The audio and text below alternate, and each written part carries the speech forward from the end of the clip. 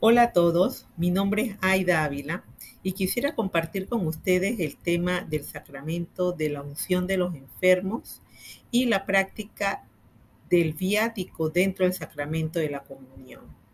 Este tema considero que es de gran importancia para los agentes de pastoral de los enfermos, inclusive para todos los cristianos.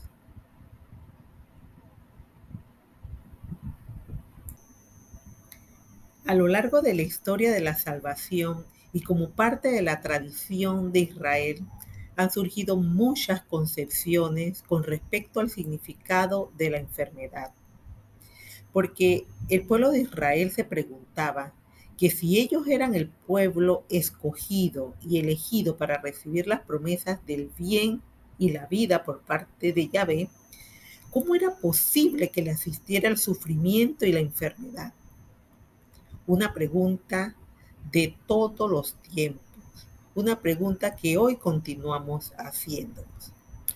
Y es que hay infinidades de textos bíblicos en el Antiguo Testamento que vinculan la situación del mal y la enfermedad con el pecado personal cometido. Pero Cristo da otras perspectivas de interpretación. Y así podemos ver, por ejemplo, en el ciego de nacimiento, cuando es cuestionado ante su curación y le preguntan sus apóstoles, ¿quién pecó? ¿Él o sus padres para que haya nacido ciego? Pero Jesús le responde que ni él ni sus padres pecaron, es para que se manifieste en él las obras de Dios. Y así podemos también ver la cura del enfermo de Bethsaida, que cura Jesús, pero amonesta para que no vuelva a cometer pecado.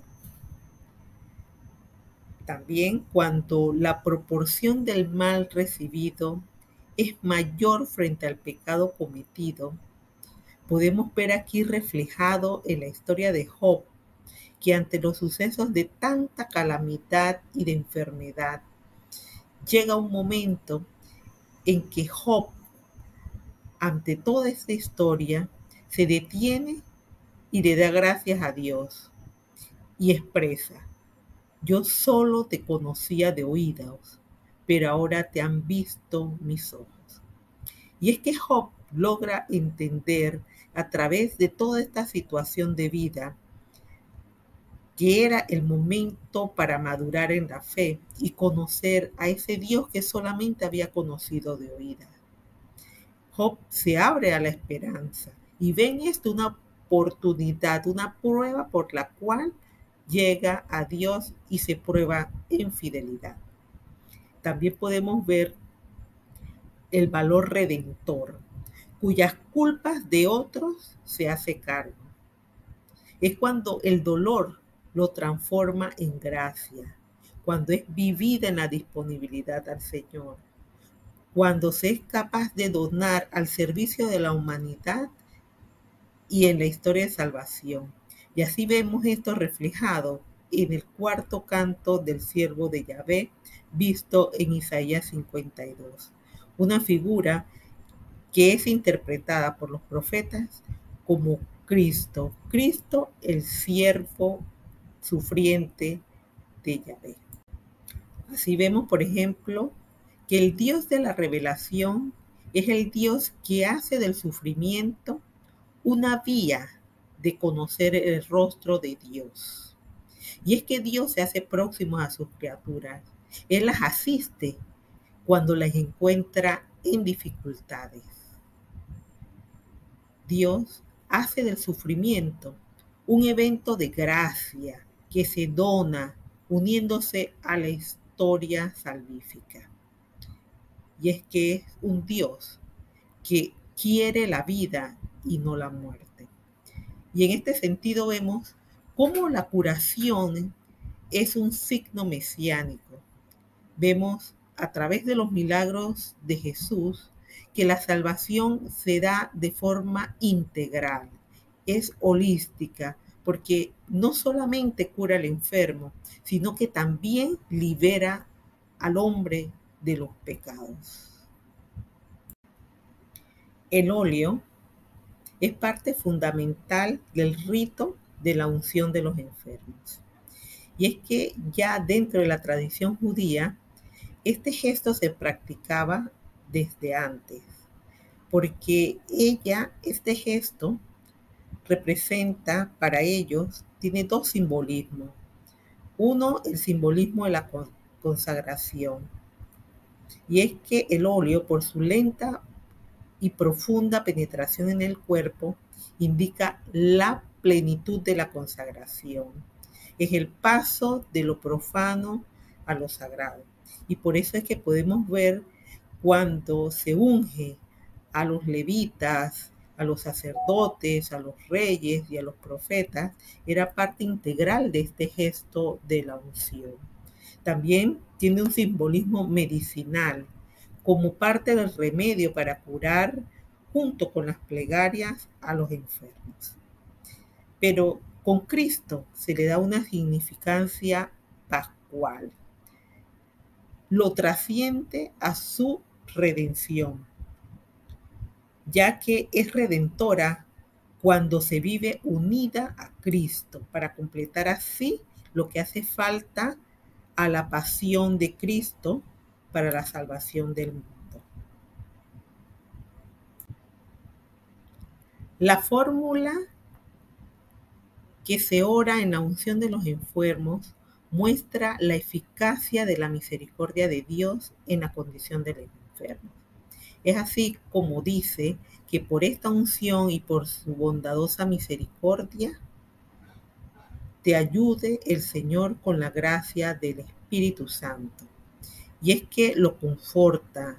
La gracia del Espíritu Santo conforta al enfermo, lo robustece contra las tentaciones, le da fortaleza frente al sufrimiento y conseguir la sanación corporal o aceptar la muerte. También indica el perdón por el sacramento de la reconciliación, cuando dice que está libre de tus pecados. Subraya también el valor salvífico global del sacramento, uniéndolo al sacrificio redentor de Cristo.